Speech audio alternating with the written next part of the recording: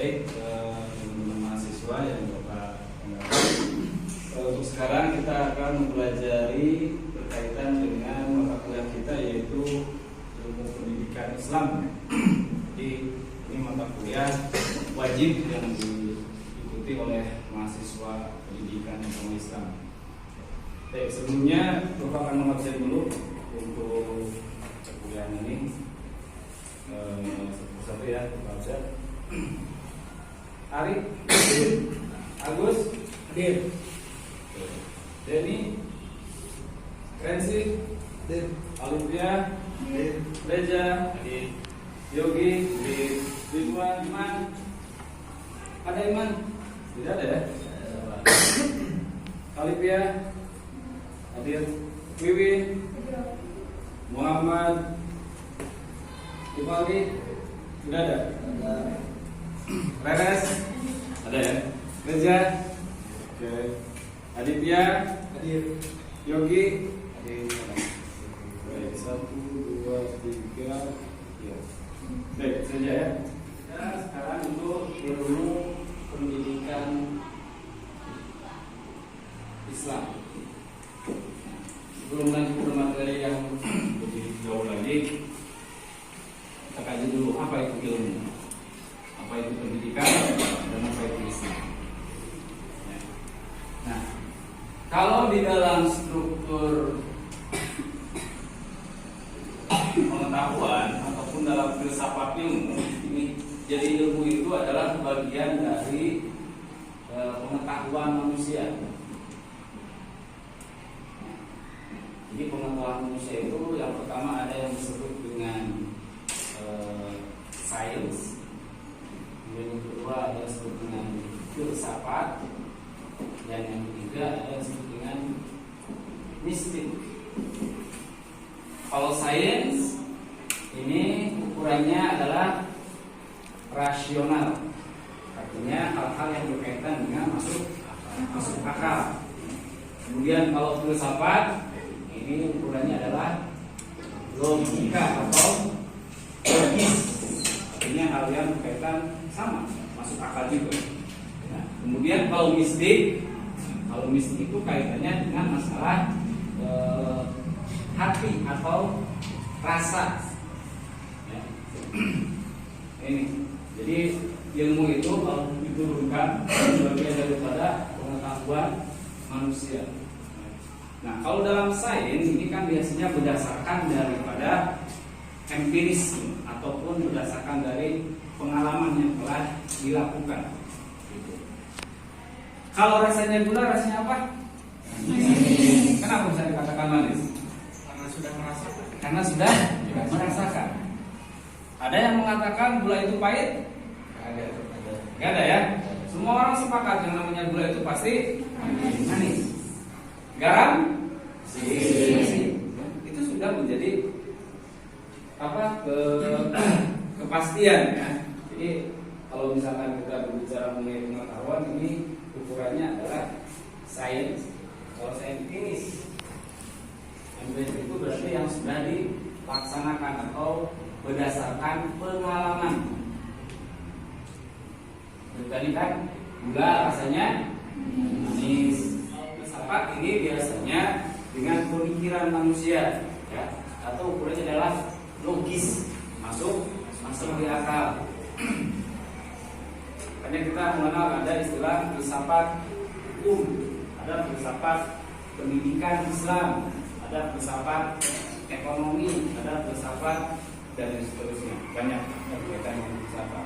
Tapi yang jelas kalau filsafat itu tidak hanya berdasarkan pengalaman saja, tetapi banyak berkaitan dengan masalah berpikir. Bahkan kalau kita kaitkan dengan Al-Quran, ini Allah Subhanahu Wa Taala sampai berulang-ulang kali. Ya. Itu biasanya di dalam ayat Al-Quran diakhiri dengan afala ta'qilun, afala tadabbarun, afala ya'lamun, afala yang lain.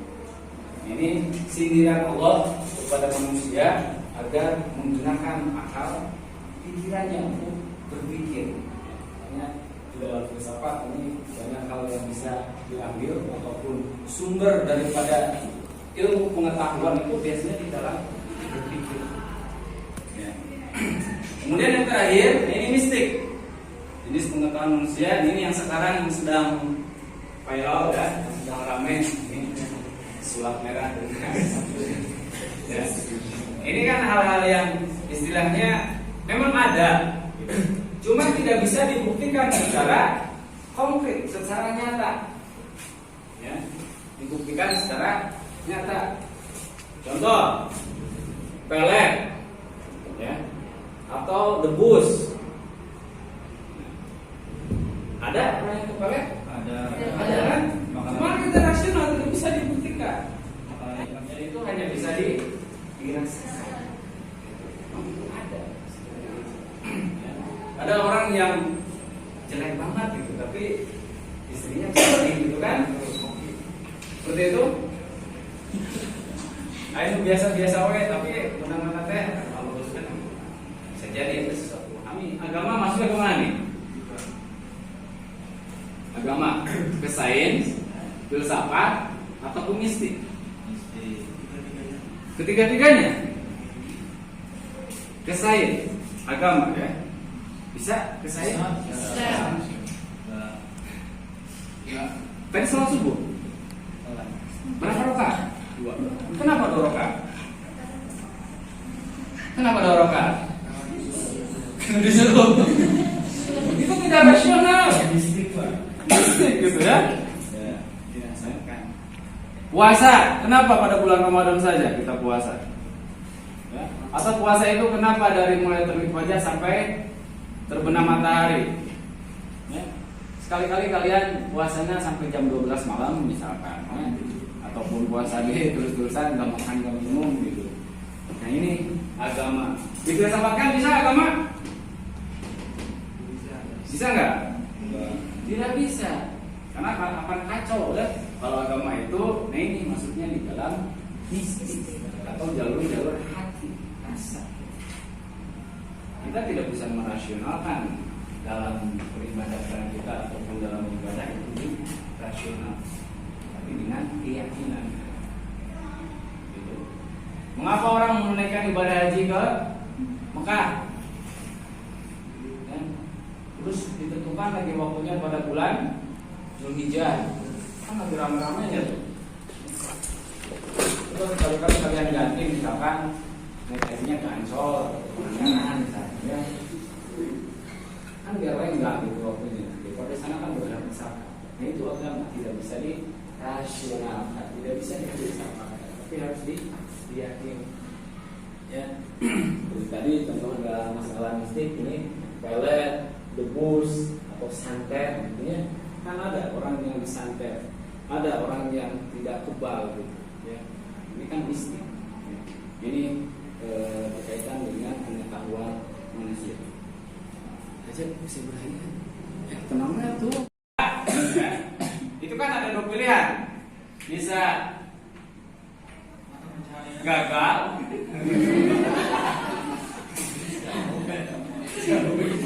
Bisa gagal dan bisa sukses. Ya, ini kan usaha. Ya. Kemudian bisa dikatakan proses yang tadinya tidak tahu menjadi tahu, yang tadinya tidak paham menjadi paham, tidak mengerti menjadi mengerti. Ini kan proses. Jadi intinya orang yang punya pendidikan tinggi itu dia itu berubah, bermetamorfosis, gitu. Ya, bermetamorfosis dari yang buruk menjadi baik, dari yang baik menjadi lebih baik.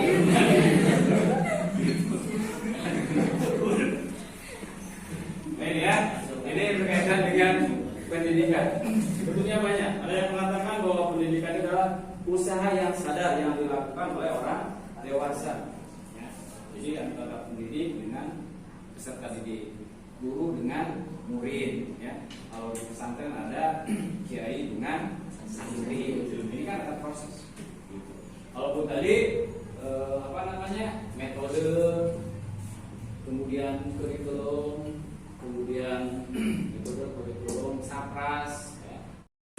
Kalau sistem itu kan antara komponen saling mengait, ya, antara satu dengan yang lain. Baik, yang terakhir adalah Islam. Apa itu Islam? Ini Islam semua kan? Insya Allah ya. Biasanya Bapak kalau misalkan waktu dulu ngajar di tingkat ini, di tingkat SD atau TK, Islam itu sederhana seperti itu. Jadi dimulainya itu dari sholat. Islam itu bisa subuh, lohor, asar, begitu. Kalau misalkan tadi tidak sholat subuh berarti Islam, namanya Islam. Kalau misalkan nanti siang tidak sholat lohor berarti Islam, tapi Islam.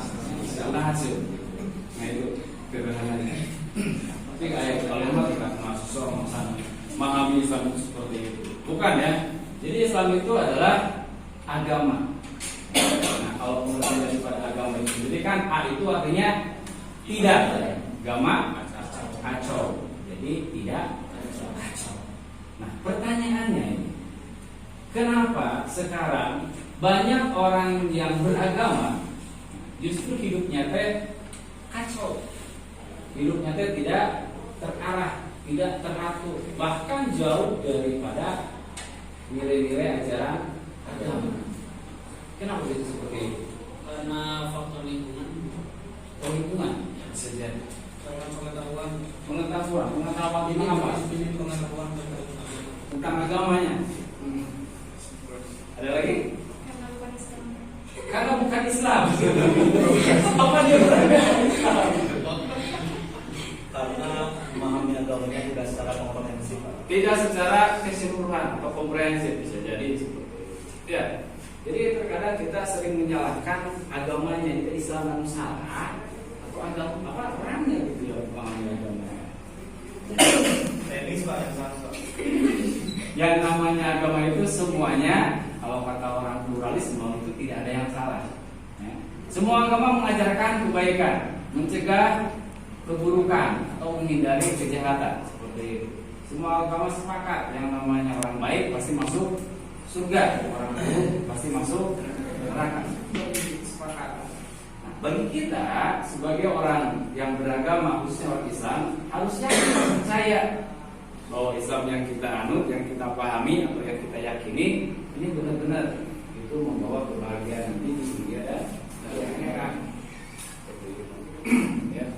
Jadi kalian tidak hanya Islam itu kalau untuk tingkat mahasiswa itu dipahaminya bukan secara lekstural ya, tapi harus secara kontekstual, artinya harus secara mendetail, lebih mendalam. Ilustrasikan adalah agama, kemudian Islam 5 ya. Syahadat, sholat, zakat, puasa, haji. Agama ini kita pegang. Di sini.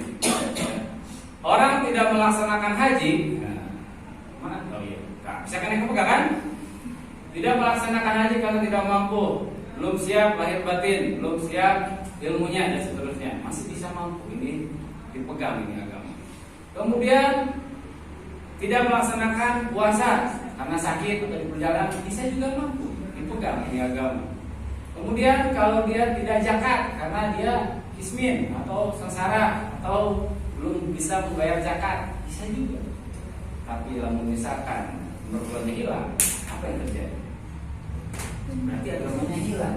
Makanya ukuran daripada Islam itu ini sholat minimal. Ya, syukur tambah zakat, syukur tambah puasa. Berarti disebutkan dengan haji. Nah itu Islam. Jadi antara syahadat dan sholat ini kita kuat.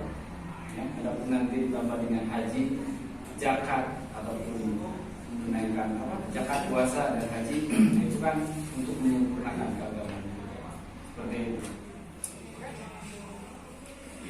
Silakan. Ya, silakan.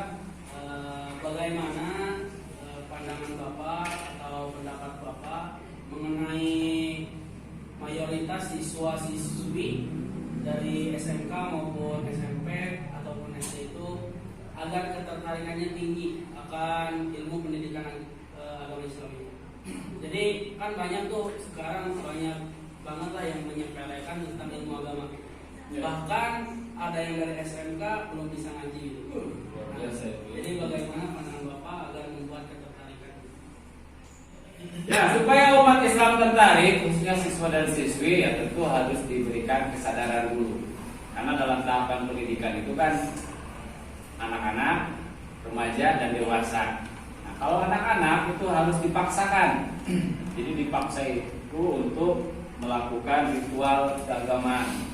Kemudian ketika remaja, nah ini mulai diajarkan tentang yaitu sebagai seorang muslim maka harus diwajibkan. Ya, seperti tadi dalam pelaksanaan sholat itu kan lambat laun dengan sendirinya menjadi sebuah kewajiban untuk sholat. Nah, yang terakhir yang ketiga itu menjadi sebuah kebutuhan, butuh akan adanya agama. Jadi lambat laun yang namanya manusia itu kan berpikirnya secara bertahap, tidak secara langsung blok, yaitu paham gitu. Ya. Jadi tidak hanya mengetahui tapi juga dia memahami, dan yang paling penting adalah melaksanakan di dalam kehidupan sehari-hari. Terus ya, menyinggung masalah pluralisme, ya artinya kan merupakan paham yang memandang semua agama itu sama dan benar. Menurut Bapak itu kan menurut kepercayaan mereka itu kan mereka itu punya surganya masing-masing. Menurut Bapak itu bagaimana? Pluralisme, pluralisme itu kan plural itu yang menganggap ya bahwa semua agama itu adalah benar, semua agama itu adalah sama, gitu.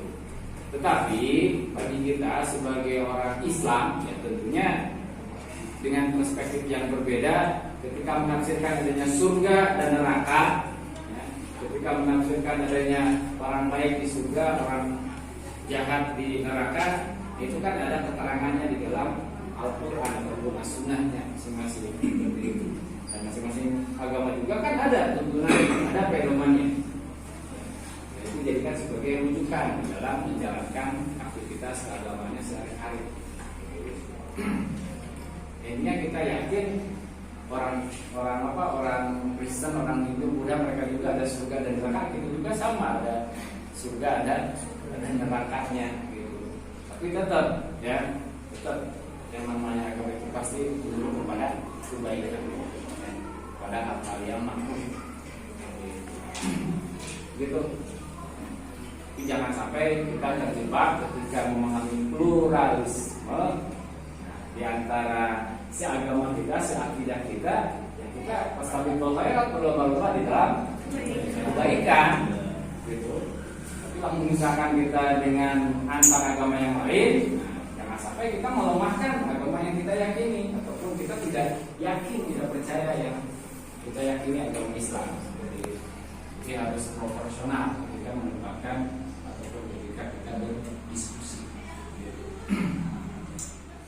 Jadi kalau dalam kehidupan ini ada yang disebut dengan teori kebenaran, ya.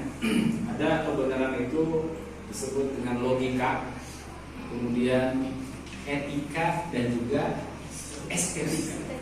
Kalau logika itu ukurannya adalah benar dan salah. Kalau etika ini baik dan buruk. Kemudian kalau estetika ini mudah dan indah. Contoh logika.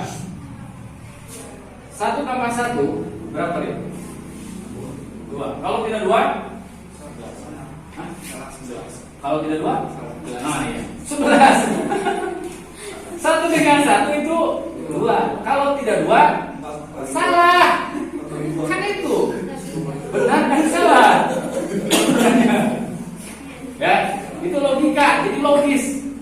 2 tambah 2 4. Kalau tidak 4, salah. Itu logis. Jadi kalau hal yang logis ataupun yang berkaitan dengan logika itu sudah ukurannya benar dan salah. Ya. Kemudian yang kedua adalah etika. Nah, kalau etika ini kaitannya dengan akhlak, ya, dengan karakter, dengan kepribadian seseorang. Ini biasanya kalau akhlak ataupun etika itu sudah menjadi habit, ya, ataupun jadi kebiasaan. Dan itu biasanya diwujudkan ya dalam perkataan atau dalam perbuatan atau dalam tindakan. Seorang kalian sedang berjalan, ya, di jalan, tiba-tiba kalian disandung batu, Apa yang diucapkan? Macam-macam kan? Ayo astagfirullah, ayo alhamdulillah, ayo Allah Akbar, ayo bahasa tong sampah keluar, ayo bahasa kebun binatang keluar. Nah itu akhlak, etika. Orang bisa menyimpulkan, oh dia punya akhlak yang baik, oh dia punya akhlak yang seluruh dari perkataan dia secara refleks. Gitu. Kemudian yang ketiga adalah estetika. Nah, hal estetika itu berkaitan dengan masalah keindahan.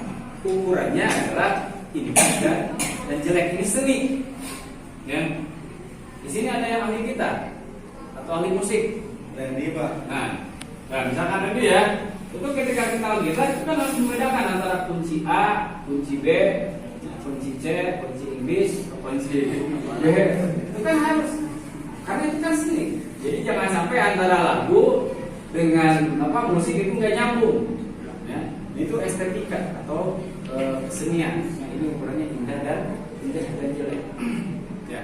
B. Kalau agama misalkan yang perempuan, apa nanya yang perempuan? Kalau menurut kalian, Intan, memakai kerudung wajib nggak sih? Kalau menurut saya dan memang dari segi agama juga wajib. Wajib ya? Bagi muslimah. Bagi muslimah wajib. Win, wajib nggak pakai kerudung? Wajib. Kenapa wajib? Diperintahkan. Oke. Kalau menurut Bapak tidak wajib. Ya, perempuan itu tidak wajib memakai kerudung. Yang wajib itu adalah Menutup aurat. Ya. Salah satu cara menutup auratnya itu dengan memakai kerudung. Ya, memakai kerudung. Kan bisa menutup aurat pakai helm, bisa kan? Bisa. Pakai kepset bisa? Pakai kalung bumi bisa? Bisa. Tapi ini kaitannya dengan masalah estetika keindahan, ya, supaya kelihatan beautiful, kelihatan cantik, anggun, ya. Dari segi estetika keindahan, makanya perempuan itu juga yang memakai kerudung ya. Itu salah satu untuk aurat. Ya. Baik, teman-teman mahasiswa, mungkin itu saja yang bisa Bapak sampaikan. Ya. Terima kasih atas segala atensi dan perhatiannya. Mudah-mudahan ini yang Bapak sampaikan itu bermanfaat. Kalau nanti kita minggu depan ketemu lagi dalam perkuliahan kita Ilmu Pendidikan Islam. Sehat selalu, tetap semangat. Terima kasih. Assalamualaikum warahmatullahi wabarakatuh. Waalaikumsalam.